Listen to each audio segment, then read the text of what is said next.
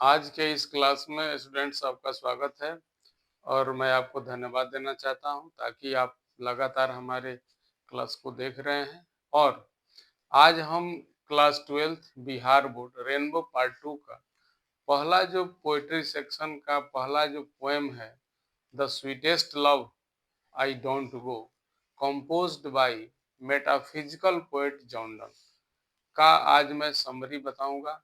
Summary के बाद short questions होगा, शॉर्ट क्वेश्चन आंसर, उसके बाद आपको ऑब्जेक्टिव जो है एमसीक्यू के बारे में बताया जाएगा। एमसीक्यू क्वेश्चंस और आंसर्स के बारे में आपको मल्टीपल चॉइस क्वेश्चन आंसर रहेंगे, आपको सिलेक्ट करना है, उसमें देखना है। ठीक है, तो छात्रों ध्यान दीजिए, परीक्षा आपके करीब है और आप अपनी नोटबुक खोलकर बैठ जाइए, किताब खोलकर बैठ जाइए, टेक्स्ट बुक आप देखते रहिए, मिलाते रहिए और आप पढ़िए। ठीक है, तो आइए हम देखते हैं आज के इस क्लास में।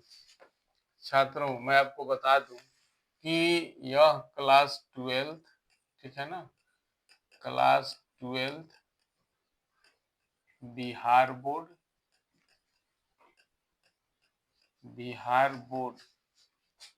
का पोएम पहला है। पोएम पहला क्या है? Sweetest love, sweetest love I don't go, I don't गो। आप समझ गए, स्वीटेस्ट लव आई डोंट गो किसके द्वारा लिखा गया है? तो इसमें कुल मिला जुला कर 5 स्टेंजा है। ठीक है, आप लोग ध्यान देंगे परीक्षार्थी, 5 स्टेंजा है। मैं आपको समरी बता दूं कि जॉनडन क्या बताना चाह रहे हैं कि इसमें जो कवि है वो खुद एक प्रेमी है और पत्नी रूपी प्रेमिका की वो बात कर रहे हैं। यानी कि बहुत लंबे समय से, लम्हे से लोग एक साथ रह रहे हैं और एक साथ रहते रहते क्या हो जाता है कि बहुत नजदीक रहने से थोड़ा सा दूरी का एहसास कराना भी जरूरी होता है। इसलिए पोएम, इस पोएम में पोएट यह कहना चाह रहे हैं कि मैं थोड़ा सा अब तुमसे दूर जाना चाहता हूँ, यानी कि वो विदेश जाना चाहते हैं। तो विदेश की यात्रा करने की वो सोचते हैं और जब वो प्लेन पर चढ़ते हैं, घर से निकल जाते हैं, प्लेन की सवारी करके वो विदेश जाना चाहते हैं और वहां जाकर ये यकीन दिलाना चाहते हैं किसको? अपनी पत्नी रूपी प्रेमिका को कि देखो अलग रहकर हम लोग फिर कैसे रहते हैं, कैसे तुम्हारे दिल पर गुजरता है और क्या तुम्हारे ऊपर बीतता है यदि मैं तुमसे काफी दूर हो जाता हूँ तो। ठीक है ना, तो इस दौरान ये कहते हैं कि जब मैं जा रहा हूँ, यदि कोई कैजुअलिटी हो जाती है तो यही समझना कि बहुत एक लंबे नींद से, एक बहुत लंबी नींद से और मैं जग रही हूँ। ठीक है ना, तो कोई अफसोस करने की बात नहीं है। तुम ये मत समझना कि मैं तुमसे नफरत कर रहा हूँ, तुमसे मेरा जी भर गया इसलिए मैं तुम्हें छोड़कर जा रहा हूँ, ऐसा कुछ नहीं। मैं तुम्हें छोड़कर नहीं जा रहा हूँ, मैं तुमको थोड़ा सा अपना अनुपस्थिति दिखाना चाहता हूँ कि मैं यदि नहीं रहूं इस दुनिया में तो तुम कैसे रहोगे, इस चीज को यकीन दिलाना चाहते हैं। ठीक है, तो जॉनडन साहब क्या है? मेटाफिजिकल पोएट है, हम सभी जानते हैं। और इसका समरी इस प्रकार है, ठीक है ना। तो John Donne was at 5 stanza in the poem that was separated into sets of 8 lines, जिसको 8 लाइन में अलग अलग किया गया है। ठीक है, स्वीटेस्ट लव आई डोंट गो, ये सबसे पहले बार कब पब्लिश हुआ था? 1637 में। ठीक है ना, पोस्थुमस कलेक्शन सॉन्ग्स है, सोनेट्स। ठीक है, the poem began with a speaker stating that he was going to leave। कवि इसमें बताना चाह रहे हैं कि मैं अब इस देश को छोड़कर मैं बाहर जा रहा हूँ। ठीक है ना, मैं तुम्हारे साथ बहुत दिन समय बिताया और साथ रहने का एहसास और दूरी रहने का एहसास, नजदीक और दूर, ये दोनों को तुम अंतर करो। ठीक है ना, तो ये बता रहे हैं ये that doesn't mean the end of their relationship. इसका ये मतलब नहीं हुआ कि मैं तुमसे पृथक हो रहा हूँ कुछ दिन के लिए तो हमारे और तुम्हारे बीच में कोई संबंध नहीं है और प्यार नहीं है, ऐसा कुछ नहीं है। ठीक है ना, अब देखो, he didn't actually want to go, वास्तव में वो जाना नहीं चाहते। कौन? जॉनडन। he explained to his wife that he was not going away as he was the tired of her। मैं ये आगे बताना चाहता हूँ, यानी कवि अपनी पत्नी से ये कहना चाह रहे हैं कि मैं ये तुमसे दूर नहीं जा रहा हूँ। ऐसा नहीं कि मैं तुमसे परेशान हूँ, तुमसे थका हूँ, तुमसे मेरा मन उब गया इसलिए मैं दूर जा रहा हूँ, नहीं। ठीक है, nor was he living with any hope that he would get better of fitter love than her anywhere else in any part of the world. यानी हमारे तुम्हारे जीवन का जो रिश्ता है वो सातों जन्म का है, हम लोग कभी अलग नहीं हो सकते हैं। शेक्सपियर ने the true marriage of beautiful mind में उन्होंने कहा है कि love is not timesful, it means सच्चा प्रेम को समय भी धोखा नहीं दे सकता है छात्रों। ठीक है ना। The author knew that death was inevitable और unavoidable.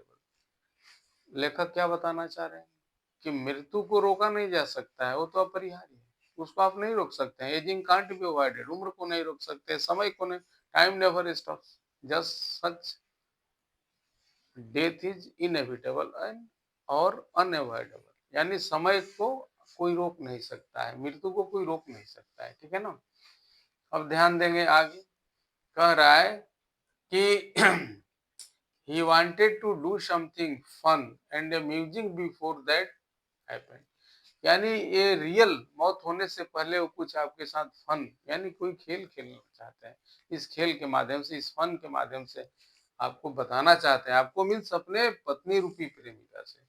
The poet wanted to separate himself from his lover, he thought it was the best way to face death. यानी पत्नी से, पत्नी रूपी प्रेमिका से कुछ दिन के लिए अलग हो जाना, ये क्या एक मृत्यु ही जैसा है, दूर है यानी नहीं दिख रहे हैं, तो दूरी बता रहा है। ठीक है ना। आइए स्टूडेंट्स, अब हम आगे देखते हैं। सेकेंड स्टेंजा क्या कह रहा है, the speaker compared himself to the sun. यानी जो स्पीकर है मीन्स कवि, अपने आप की तुलना किससे करते हैं, सूरज से करते हैं। ठीक है ना। तो sun is the biggest source of energy. उसी तरह से यहाँ कवि है। The poet explain to his wife that last night, मैंने लास्ट नाइट मैंने स्टार नाइट मूल वर्ड दिया हुआ है। The sun went away and darkness appeared. यानी गत रात की बात है कि सूरज अस्त हो गए और अंधेरा चारों तरफ छा गया। इट मीन्स क्या हुआ कि कवि यानी पति और जो प्रेमिका रहती है वो कह रही है कि सूरज तो अस्त हो गए, अंधेरा छा गया। मैंने अंधेरा क्या दर्शा रहे कि अब हमारे जिंदगी में उम्मीद अब खत्म हो रही है।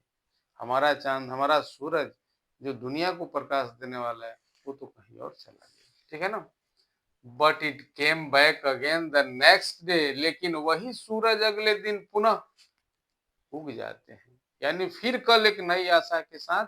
इट मीन्स कहा गया है ना कि every day is a new beginning, यानी फिर कल अगला दिन एक नए सुबह के साथ सूरज निकल जाते हैं और अंधेरा और उदासी खत्म हो जाती है। The sun neither had any desire nor sense. अरे वो तो सूरज के पास ना कोई इच्छा है ना उम्मीद। So the poet explained to his wife that if the sun couldn't complete its long journey around the world and come back, then so could the poet।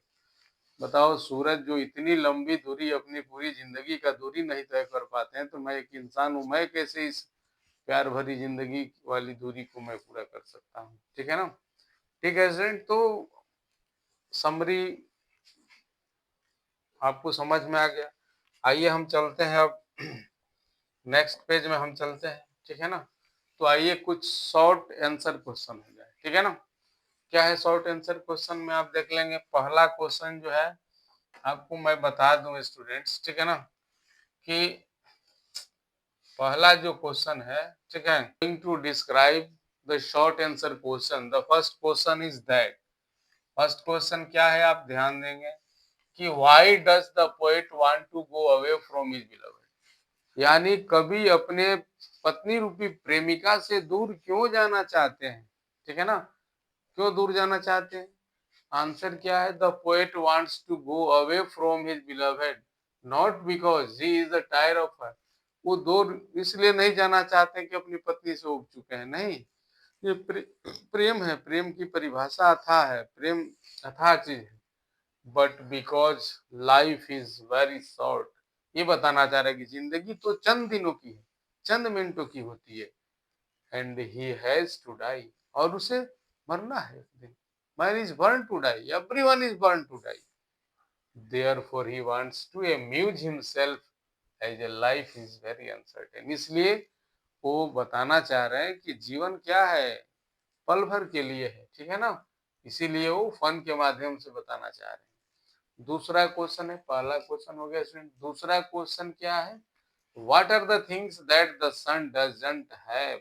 वो कौन सी चीज है जो सूरज के पास नहीं है। The sun doesn't have desire, sense and the beloved like the poet. यानी उस सूरज के पास कोई न इच्छा है, न विश है, न डिजायर है, ठीक है ना, न सेंस है, यानी न कोई संवेदनाएं हैं उनके अंदर। किसके तरह, कवि की तरह, ठीक है। कवि के पास तो एक प्रेमिका है जिसे वो काफी प्रेम करते हैं। Therefore he has no motive to come back, इसीलिए उनको पुनः वापस आने के लिए कोई इरादे नहीं है, ठीक है ना। तो छात्रों आइए अब आगे हम देखते हैं क्या है। तो ऑब्जेक्टिव हम लोग एमसीक्यू देख लेते हैं, ठीक है ना। हमारा जो क्वेश्चन है वो क्वेश्चन क्या है, तो क्वेश्चन है, ध्यान दीजिए कि Jordan is a well known for his. Jordan किस चीज के लिए जाने जाते हैं स्टूडेंट्स, ध्यान देंगे आप। तो किस चीज के लिए जाने जाते हैं, तो जॉर्डन जो है वो अपने सरमन्स के लिए जाने जाते हैं। सरमन समझते हैं ना, उपदेश। सरमन माने उपदेश, अपनी उस महत्वपूर्ण बात के लिए जाने जाते हैं, ठीक है।